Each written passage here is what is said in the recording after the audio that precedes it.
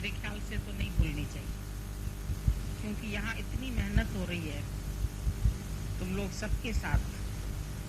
इतनी मेहनत कोई भी गुरु नहीं करता है।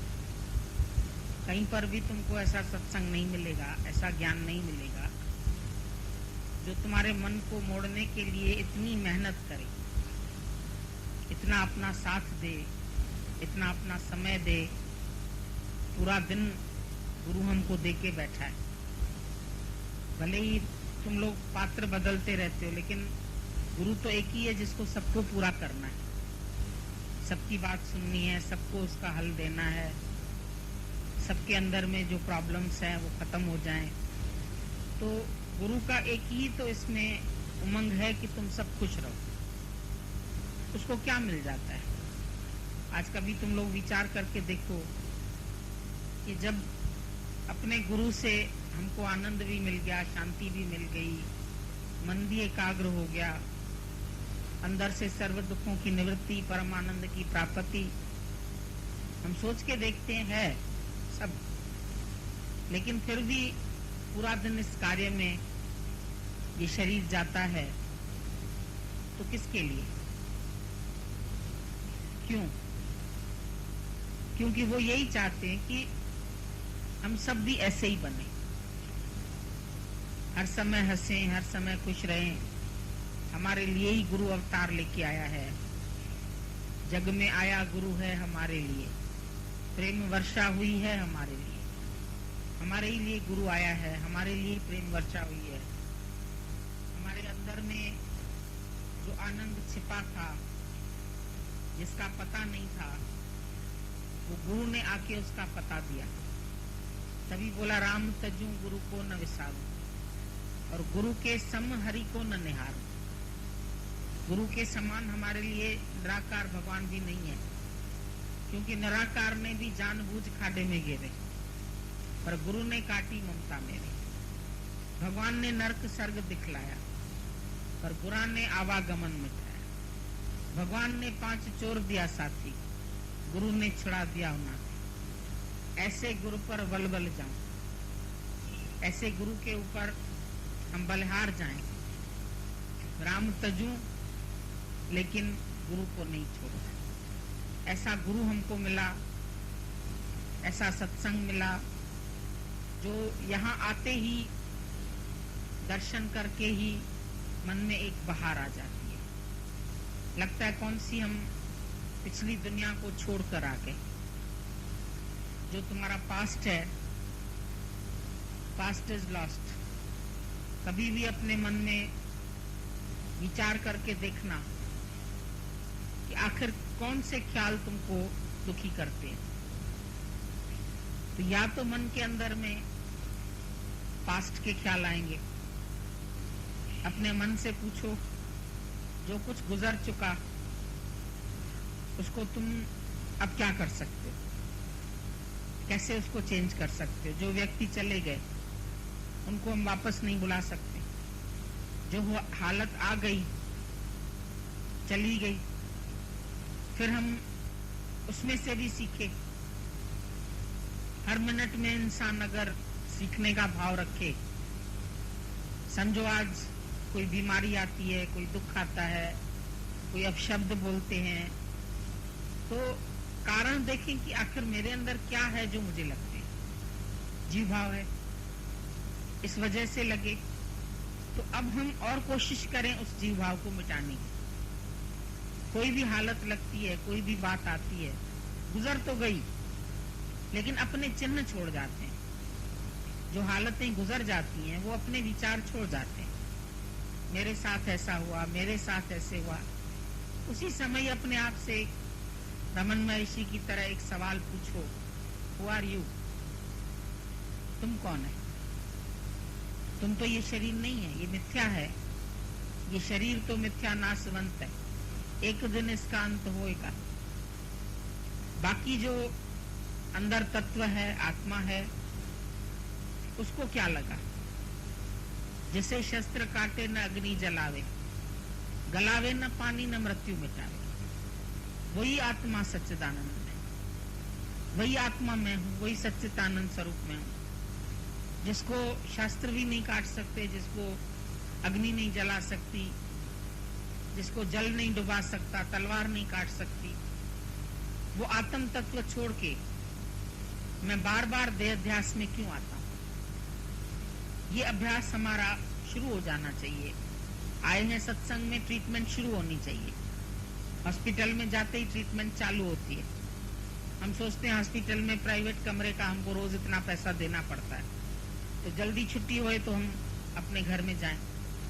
तो यहाँ पर भी इतनी मेहनत हो रही है, इतनी ट्रीटमेंट हो रही है, तो हमको अपने अंदर में एक दृढ़ संकल्प तो आए कि हम अब इस होमे की बीमारी से छूटें।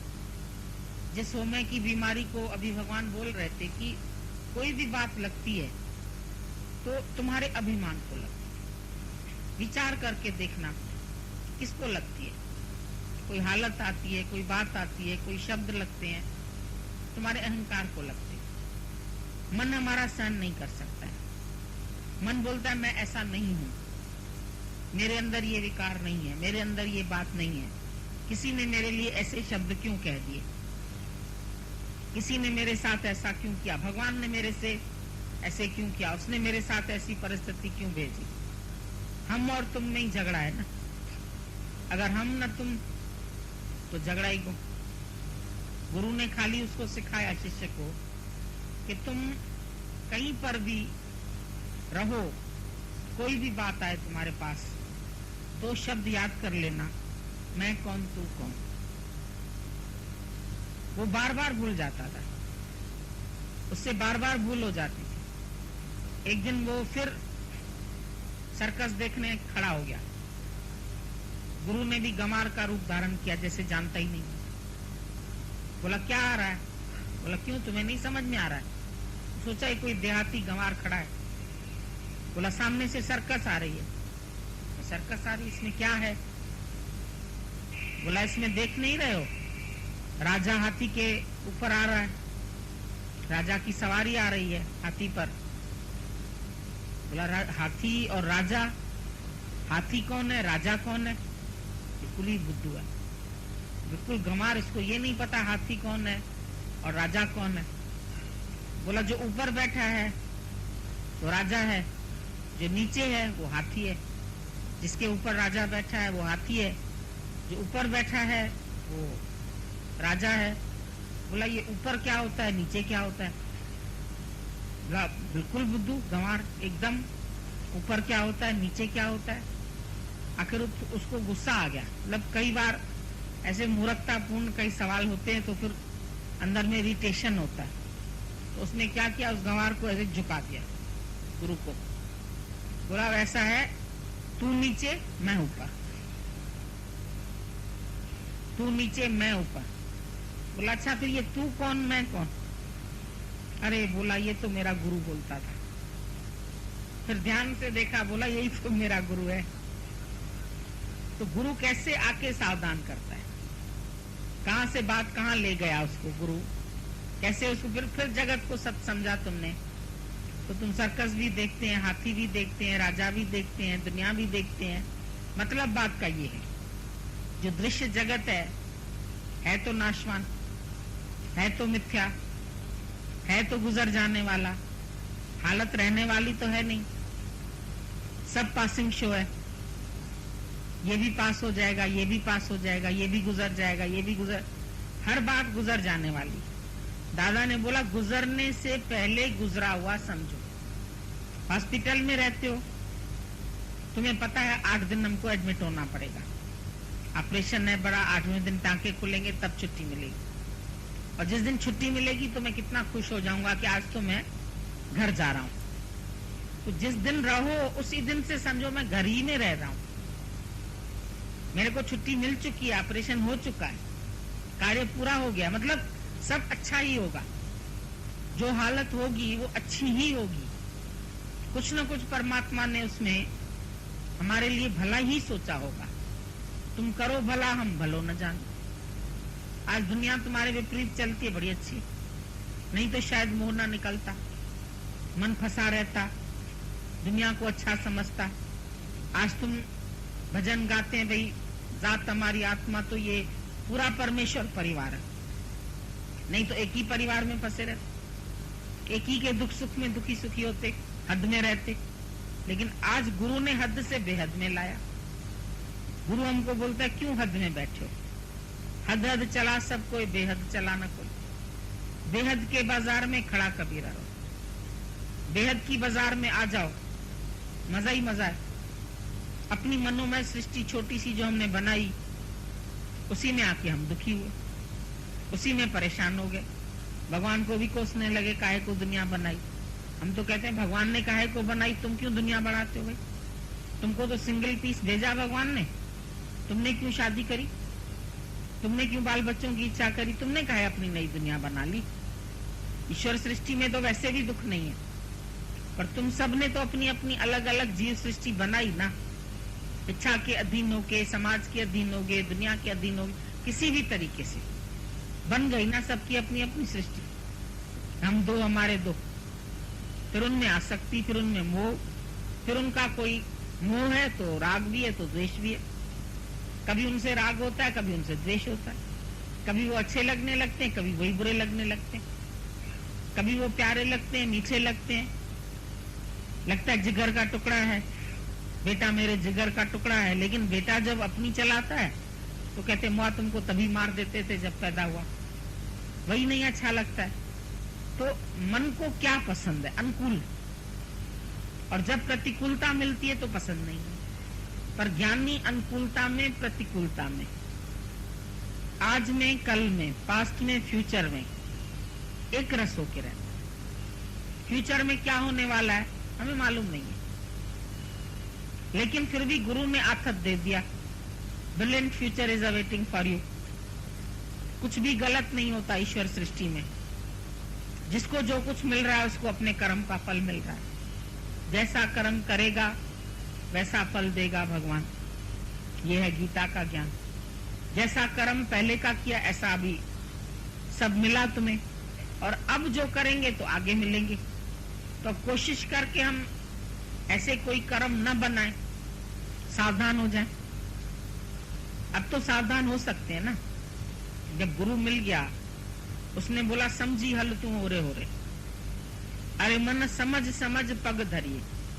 इस जग में नहीं कोई अपना, कौन तुम्हारा? अकेले आए हो, अकेले जाओगे। अभी सब तुम्हें बोलते हैं तुम मेरी माँ हो, तुम बहन हो। जिस दिन जीवात्मा और शरीर का मेल खत्म, उस दिन बोलते हैं भैया अब ये कितने बजे उठेगा। पहले कोई छोड़ता नहीं था, अब कोई रखता नहीं है। प्राण अलग हो गए, बोलेंगे अब इसको रखो ही नहीं, अब उठाओ। बहुत अच्छा पति है, बहुत जवान था, बहुत सुंदर था, बहुत प्यार करने वाला था, चला गया, अब कितने दिन रखोगे? एक रात काटनी मुश्किल हो जाती है फिर उसके साथ। ऐसे तो सालों के साल रहते हो। लेकिन जब ये जीव छुटा, जब शरीर से छुटा, तो उसी वक्त डाल अग्नि में दीना, अग्नि में उसको डाल देते हैं, इसका संस्कार कराते हैं। बच्चा पैदा होता है, हवन करते हैं, उसका जनेऊ पड़ता है, हवन करते हैं, शादी होती है, हवन करते हैं, अग्नि जलाते हैं, अग्नि को साक्षी मानते हैं। क्योंकि अग्नि बहुत पवित्र है, वो सब गंदगी को जला सकती है। सोने को भी आग में डालो, सोना स्वच्छ होके निकलेगा। इसीलिए अग्नि को पवित्र बोला गया। अग्नि के समक्ष फेरे डाले, फिर अग्नि ही लास्ट में तुम्हारा संस्कार कर देती, फिर से तुमको वापस अपने स्वरूप में मिला देता है परमात्मा। साइकिल शुरू हो जाता है। तो कैसे शरीर पैदा होता है, कैसे रहता है, बस लीला ही तो है। जब चला गया दुनिया से तो एक कहानी रह जाती। बहुत अच्छा था, बहुत प्यार करता था, बहुत ऐसा था, बहुत हितैषी था, बहुत मिलनसार था। अब क्या हुआ? अब चला गया तो फिर दुनिया चलती है। ऐसा तो नहीं चला गया तो नहीं दुनिया चलती, सब चलता है। पर जब तक हम जिंदा हैं हम बोलते हम करते हैं। करने वाली शक्ति कौन सी है? ईश्वर की। तुम भी ईश्वर इच्छा से चलना सीखो। जो ईश्वर इच्छा वो मेरे लिए अच्छा। एक बार एक संत जा रहा था, अचानक ही 4 व्यक्तियों ने उसको पकड़ लिया। सुबह सुबह नहाने जा रहा था। क्यों पकड़ा मेरे को? बोला इस राज्य का जो राजा था वो कल मर गया, अब तुरंत राजा किसी को बनाना है। तो बोला वो राजा विल करके गया था अपनी कि जो सबसे पहला व्यक्ति दिखाई दे तुम्हें उसको राजा बनाना। हम भी घर से निकले तो सबसे पहले व्यक्ति तुम दिखाई दी। अब तुम चलो, अब राज्य करो। 2 मिनट आंख बंद करी, सोचा। कोई राज्य का लोभ नहीं था, कोई इच्छा नहीं थी, कुछ चाहिए नहीं था, लेकिन जबरदस्ती आके बोला है भाई राज्य में चलो। सोचा ये ईश्वर इच्छा है, चलते हैं। राज्य किया। ब्रह्मज्ञानी जो है वो उसके राज्य में कोई दुखी नहीं रहता है, क्योंकि पहली बात तो वो पक्षपात रहता है, दूसरी बात वो सबका हित चाहता है, तीसरा वो सबको प्रेम करने वाला है, चौथा वो सबके दुख सुख का ध्यान रखता है।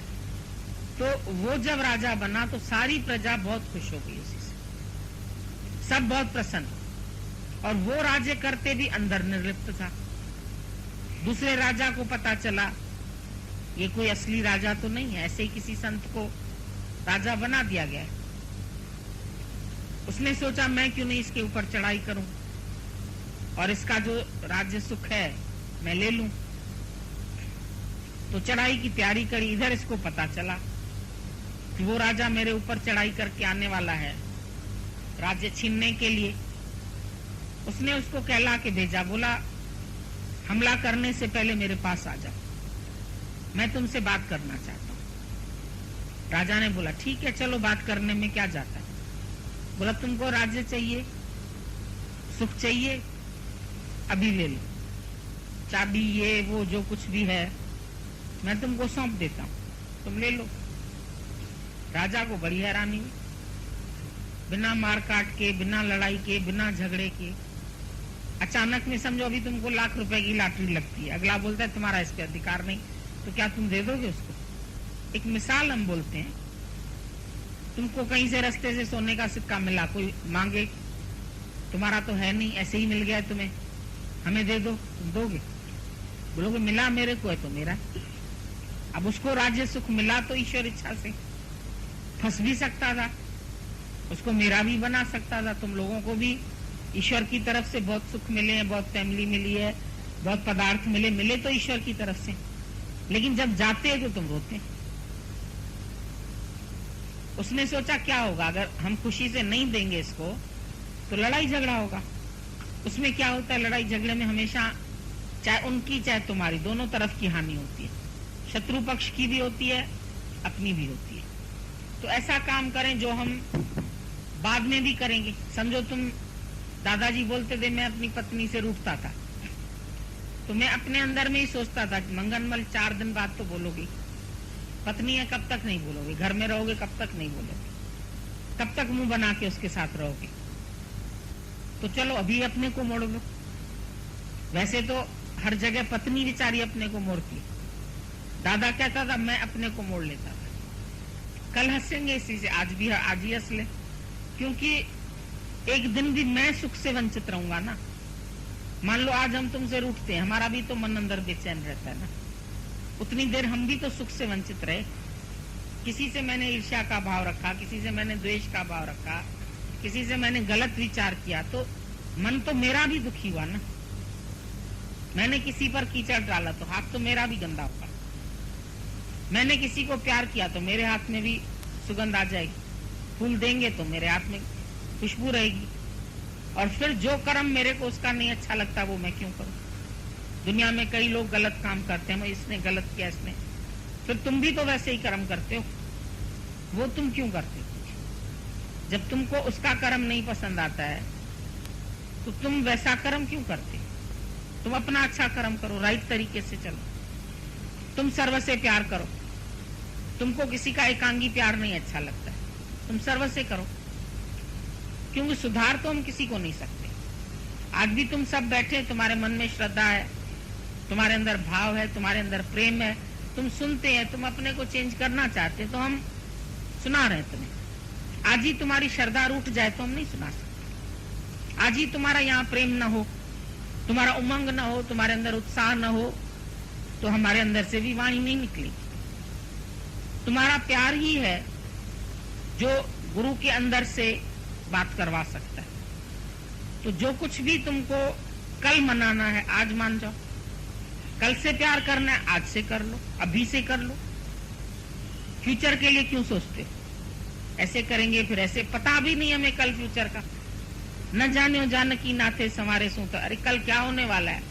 जानकी नाथ को नहीं पता था, हमें भी नहीं पता कल क्या होने वाला है, हम कल कहाँ जाएंगे कि परसों कहाँ जाएंगे, कोई प्रोग्राम ही नहीं। टेलीफोन से सबको गर्मी लगती है तो प्रोग्राम पूछना शुरू करते, हम तो फोन ही रख देते हैं। खराब हुआ 2 दिन, हमने कहा बहुत अच्छा हुआ। एक ही सवाल पूछते हैं, आप यहीं पर हो ना भाई? हाँ है ना। भी तो कहाँ चले जाएंगे? कहीं जा तो नहीं रहे? तो हम वहां की टिकट कराएं, जबरदस्ती हम बताएं कि हम कहाँ जा रहे हैं, हम प्रोग्राम बनाएं अपना। हमको प्रोग्राम बनाना ही नहीं। तो दुनिया वाले जो है वो सब बहुत लंबे चौड़े प्लान बनाते हैं फ्यूचर के लिए, लेकिन हम तो कोई प्लान नहीं बनाते, क्योंकि पता नहीं 1 सेकंड के बाद क्या होने वाला है। कौन जाने, कल की खबर नहीं पल की। नींद में ही कोई चले जाते हैं, कोई कैसे चले जाते हैं, कोई कैसे चले जाते हैं। 1 सेकंड का शरीर का भरोसा नहीं है। तो हम कितना प्लान बनाएं फ्यूचर के लिए, क्या सोचें? हमको सोचने की आवश्यकता ही नहीं, जरूरत ही नहीं। तो उसने, संत ने उसको बोला ये राज्य तुमको चाहिए तो तुम ले लो, सब मैं तुम्हें अभी देने के लिए तैयार हूं, पर एक बात मेरी याद रखना, मैं इस राज्य में बहुत सुखी रहा, बहुत खुश रहा, मेरे को प्रजा ने भी बहुत प्यार किया और सर्वई सुख मेरे झोली में थे, लेकिन तुम इस राज्य में दुखी रहोगे। बोला क्यों भाई, जब तुम्हें सर्वई सुख मिला तो हमको सर्वई सुख क्यों नहीं मिल सकता? बोला मुझे ईश्वर इच्छा से मिला, तू अपनी इच्छा से ले ले। जो भी सुख तुमको ईश्वर इच्छा से मिले हैं वो तुम्हारे लिए अच्छे हैं, तुम उसमें एंजॉय करोगे, पर जो खींच लोगे किसी से, खींच लिया सो खून बराबर, मांग लिया सो पानी, सहज मिला सो दूध बराबर। सहज भगवान ने जैसी तुम्हारी जीवन बनाई है, तुम उसके हर हाल में खुश रहो ना, हर बात में खुश रहो। जब मेरे अनुकूल बने तो मैं खुश रहूं, जब मेरे प्रतिकूल बने तो मैं दुखी रहूं, क्या फायदा? पर ईश्वर की तरफ से आया है तो अच्छा ही है। मेढक मर गया, जब राम ने ऐसे बाण लगाया तो अंदर चीख आवाज आई।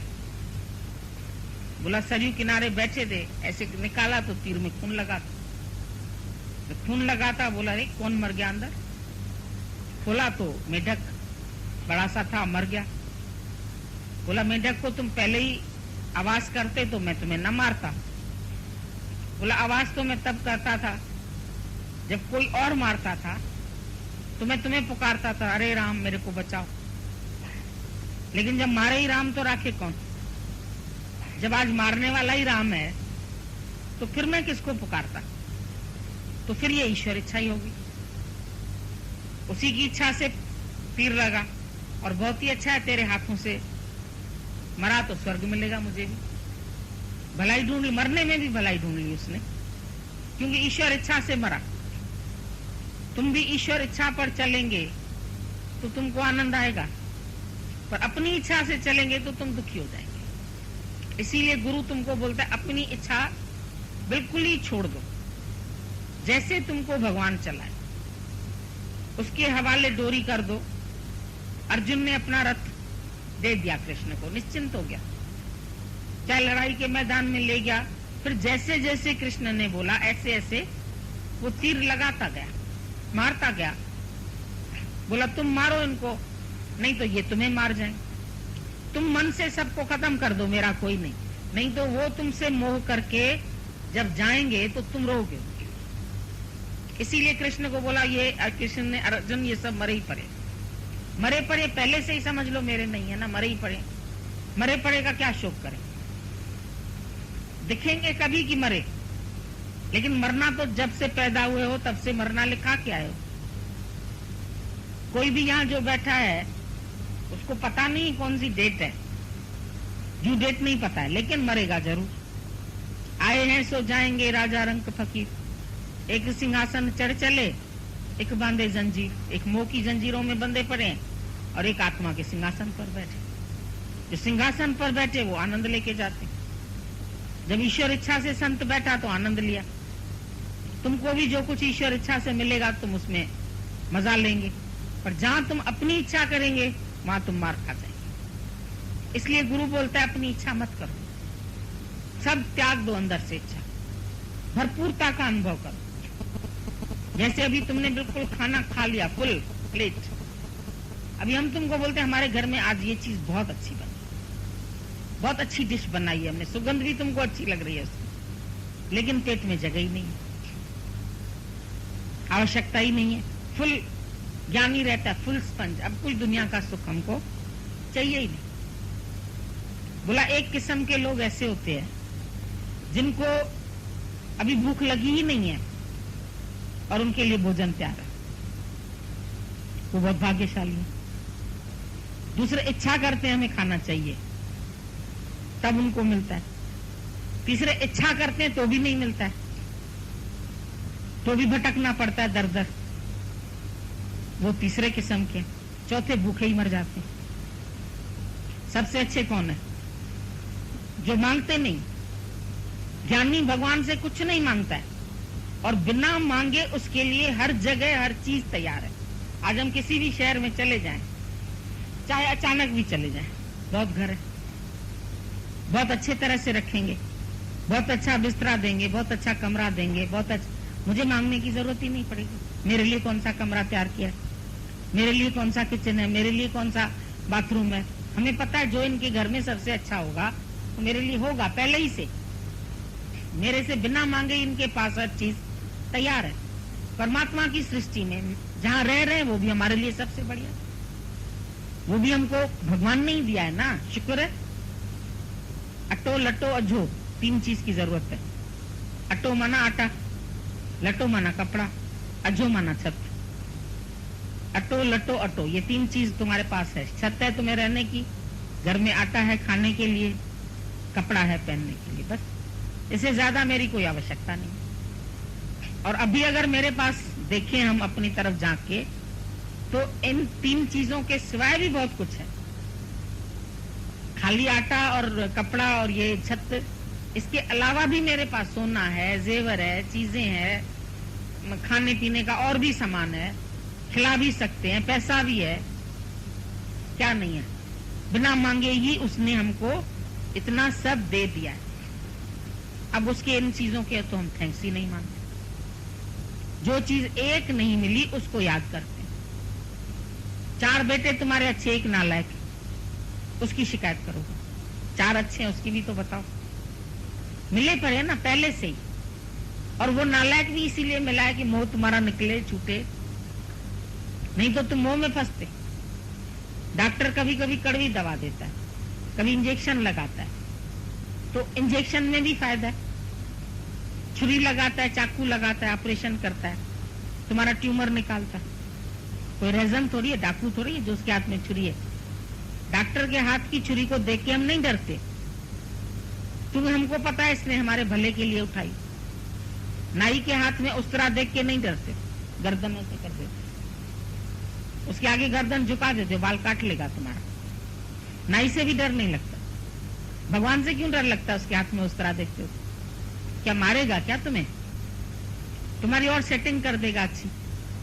खास लड़कियां जाती हैं उधर बुटीक में, कहाँ जाती है, ब्यूटी पार्लर में सेट कराने के लिए बाल, वहां चुरी कांटा सब होता है।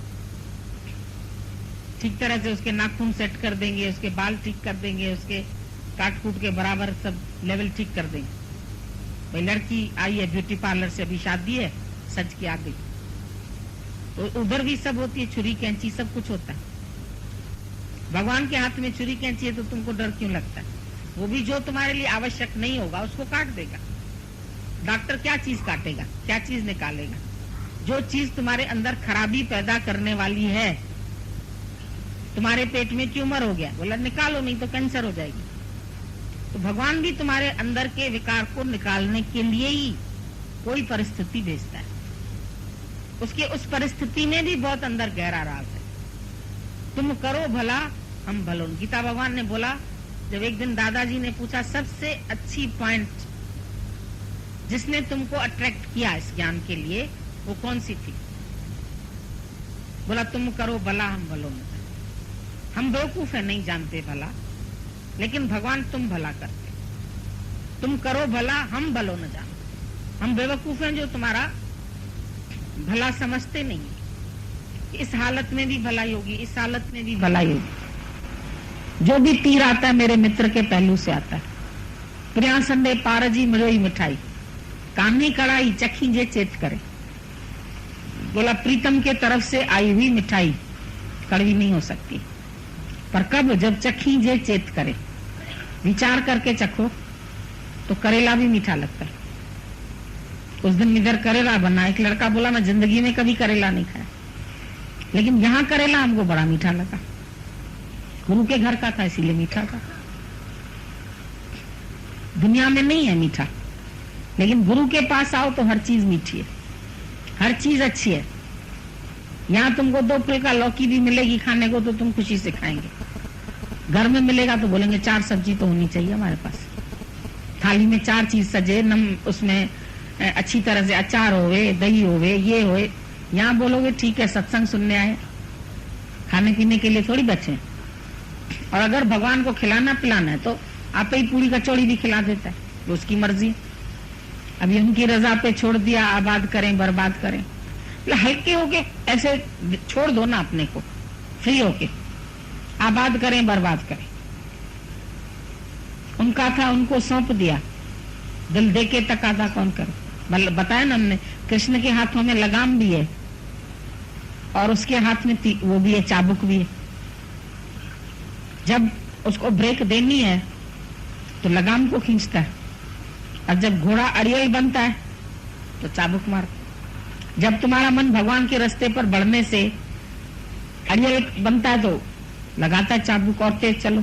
फिर उसको भी पता है चाबुक मेरे भले के लिए, और तेज तेज चलने ही लगता है। तुम तो बोलो चाबुक पड़ेगी तो हम और अड़ियल बन जाएंगे, वो गलत बात हो जाएगी। चाबुक लगाई इसीलिए कि और तेज चलो और आगे बढ़ो। तुमने कभी टांगे में बैठ के देखा होगा, ऐसे ऐसे ऐसे करता, लगता है उसकी आवाज से घोड़े में बड़ी तेजी आ रही है। तो कभी गुरु भी तेज वाणी बोलता है, कभी निराकार परमात्मा से भी कोई तीव्र परीक्षा आती है तो हमको बढ़ाने के लिए आती है, हमको हमारी उन्नति के लिए आती है। हम और अपनी आत्मा में स्थित हो जाएं, और रिश्ते नातों से ऊपर हो जाएं, और माया से ऊपर हो जाएं, केवल प्रभु के बन के रह जाएं। बस मुझे गरज न और सहारों की, एक तेरा सहारा काफी है। मेरे को और किसी की गरज ही नहीं है, एक तेरा सहारा काफी है, जो टूटे कभी और छूटे ना। ये आधार न टूटे न छूटे, वो तेरा सहारा काफी है। उसी का सहारा लेकर के आगे बढ़ते चलो। तुम्हें किसी सहारे की जरूरत क्या? बिल्कुल खाली अपने आप को हल्का फ्री छोड़ देना ही परम और अंतिम पुरुषार्थ है। क्योंकि तुम छोड़ के भी नहीं छोड़ते, फिर सोचते हो। Thinking is not your real nature. तुम्हारा रियल नेचर नहीं है ये कि तुम सोचते रहो। 1 मिनट पहले जो हो गया बहुत अच्छा हो गया, आगे जो होगा हमने उसके हवाले छोड़ दिया। कुशल सारथी है, युद्ध के मैदान से ऐसे निकल के आ गया, बचा के जितवा के आ गया, तो तुम्हारी भी जीत है। गुरु का साथ है, साथ जिसके सतगुरु है वो कभी नहीं गिरते। जिंदगी में वो हमेशा आगे बढ़ते, हमेशा आगे बढ़ते। गुरु का साथ है इतना प्यारा। अरे भूल गए हम ये जग साथ तो मिला। दुनिया में ऐसी कंपनी है किसी के पास? हम तो नहीं समझते हैं। शादी करके ही 1 दिन खुश होंगे, 4 दिन हनीमून जाएंगे, फिर 5वें दिन आके रोएंगे, चूल्हा चौका बाल बच्चा च्याऊ म्याऊ सब दुखी। 4 दिन की चांदनी, फिर अंधेरी रात। फिर आदमी अच्छा नहीं मिला है, फिर शराबी मिला है, फिर ऐसा करता है, हटखुटा के हलवा खाता है, फिर वो नहीं अच्छा लगता। फिर एडजस्टमेंट नहीं होती, फिर विचारों की एडजस्टमेंट नहीं होती। तो कहाँ सुखी है? कौन सुखी है? सुखिया सो जिस नाम आधार, बाकी सगल सृष्टि का राजा दुखिया। भगवान से जब नारद ने बोला भगवान यहाँ स्वयंवर हो रहा, मेरा भी अच्छा सा फेस बना दो तो लड़की मेरे को वरमाला डाल देगी। बहुत सुंदर कन्या है, मन रीझ गया, कितना ज्ञानी, कितना भगवान के साथ रहता है, लेकिन फिर भी इच्छा तमन्ना उसके ऊपर कोई जोर तो है नहीं। बोला भगवान ने, अच्छा ठीक है, आओ तो बना देता हूं तुम्हारा फेस। भगवान ने उसका फेस बना दिया।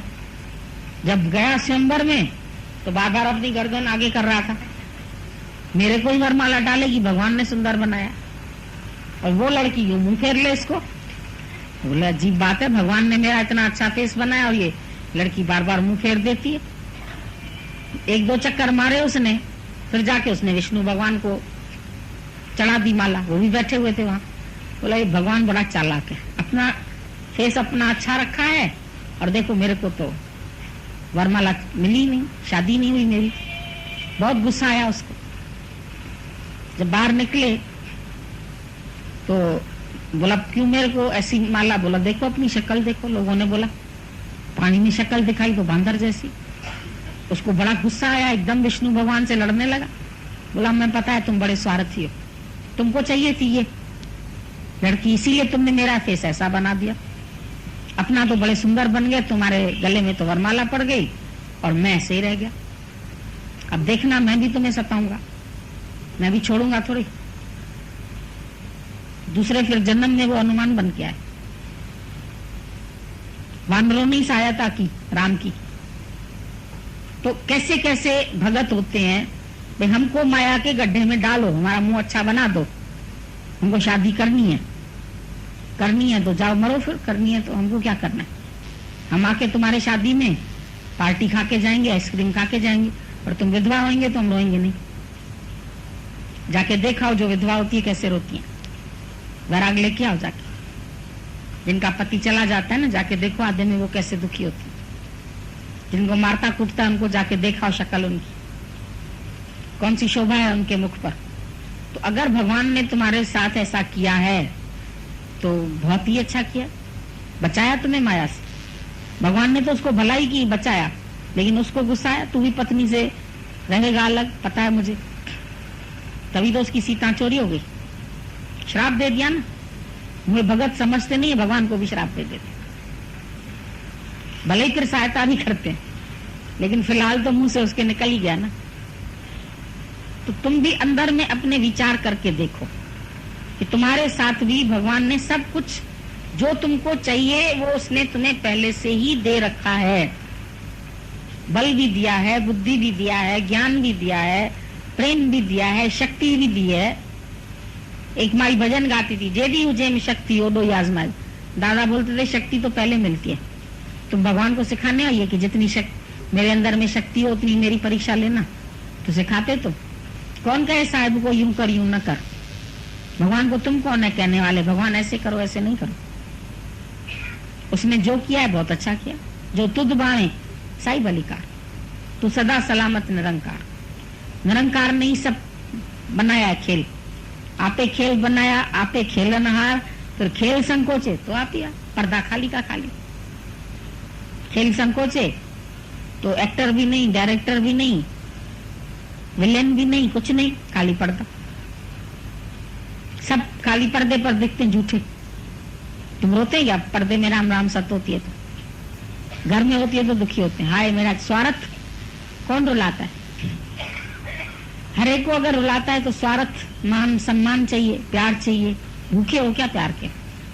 प्रण करो, आज किसी से कुछ नहीं मांगेंगे, आज के बाद देंगे प्यार, लुटाएंगे, सबको प्यार करेंगे। चाहे मेरे से कोई उल्टा चला, चाहे कोई सीधा चला, मेरा सबके लिए प्यार है।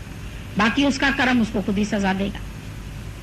सबसे बड़े में बड़ा तब तक क्षमा कर देना। अगला सोचेगा इसने मेरे को माफ किया, गलत तो मैंने किया ही। उसका अंदर वाला उसको नहीं माफ करेगा। भगवान तो माफ कर दे, भगवान भी कर देते हैं माफ। God may forgive you but your nervous system never does. अगर किसी को सजा देनी है तो उसको क्षमा कर दो, उससे बड़ी सजा उसके लिए और कोई नहीं हो सकती। अगर बोल दोगे तो उसको बड़ा अच्छा मिल जाएगा, बोल दिया ना चलो ठीक है, उसके लिए सब तैयारी होती है। समझो तुम कोई गलती करो, तुम्हारे माँ बाप तुम्हें कुछ कहेंगे, तुम अंदर से रेडी हो। पर अगर कुछ नहीं कहते हैं वो, तुम घर जाती हो, तुमसे कोई रिएक्शन नहीं करते, अपने आप तुम्हारा मन तुमको बोलेगा तुमने गलत किया, तुमको ऐसे नहीं चलना चाहिए, तुम्हें ऐसे नहीं करना चाहिए। पर अगर वो रिएक्ट हो गए, पता था गाली देंगे चार, उसके लिए हम पहले ही तैयार थे। गुरु ने सिखा दिया तो आत्मा है, तुम शरीर नहीं, और न बोले बहुत बड़ी गाली लगती है। गुरु का काम भी ऐसे ही होता है, गुरु बात करना बंद कर देता है तुम्हारे से। अगर तुम कोई मिस्टेक करेंगे तुम्हें कुछ कहेगा नहीं, पर तुमसे बात बंद कर देगा। गुरु रुस्से तो मत खसे, अणे न को हथियार। बोला एकलव्य जो था उसने गुरु से चोरी से विद्या ली, मतलब गुरु मान के जैसे सामने, जैसे आज कोई दादा भगवान का, गीता भगवान का फोटो रख ले और उससे जाके विद्या सीखे, मतलब और फिर कहलाए कि ये मेरे गुरु है, इन्होंने तुम्हें दीक्षा दी, इनको कभी तुमने देखा, कभी तुमने इनसे प्यार किया, उन्होंने तुम्हें शिष्य समझा नहीं समझा, और तुम बन गए पारंगत। तो तीर चलाने में तो पारंगत बन गया। जब जा रहे थे अर्जुन के साथ तो अचानक कुत्ता भौंक रहा था, और उस भौंकते हुए कुत्ते के मुंह में उसने ऐसे तीर डाल दिए निशाना, जो वो कुत्ता जो था चुप हो गया, तीर लग गया उसके मुंह में। तो द्रोणाचार्य ने बोला ऐसा कौन है जिसको इतना अच्छा तीर चलाने आता है। उस दिशा में चले गए, देखा तो वो एक उसका स्टैचू पत्थर का बना हुआ था, वो द्रोणाचार्य का, और एक लड़का खड़ा था। बोला नाम क्या है तुम्हारा? बोला एकलव्य। एकलव्य उसका नाम था। बोला ये तीर किसने चलाए? कह रहा था हमने चलाए। कौन है तुम्हारा गुरु? बोला आप ही। बोला मैंने तो कभी तुम्हें शिष्य नहीं बनाया, मैं कैसे तुम्हारा गुरु? बोला ये आपकी मूर्ति रख के इससे प्रेरणा लेके मैं सीखा। तो गुरु ने उसको क्या किया? गुरु ने बोला गुरु दक्षिणा तो दी नहीं। क्या ली गुरु दक्षिणा? अंगूठा। अब अंगूठे के बिना वो क्या तीर चला पाएगा? तुम ज्ञानी बन जाओ, वो ऐसी चीज ले लेगा तुमसे। अब बताओ क्या ज्ञान है तुम्हारे पास? मत खस लेगा तेरी बुद्धि। बिना गुरु की शरण आए तुम ज्ञानी बन गए अपने नाम से। मैं तो आपे ही सिद्ध हूं, मैं आपे ही ब्रह्म ज्ञानी हूं, मैंने आपसे आप ही ज्ञान ले लिया खाली आपकी मूर्ति रख के।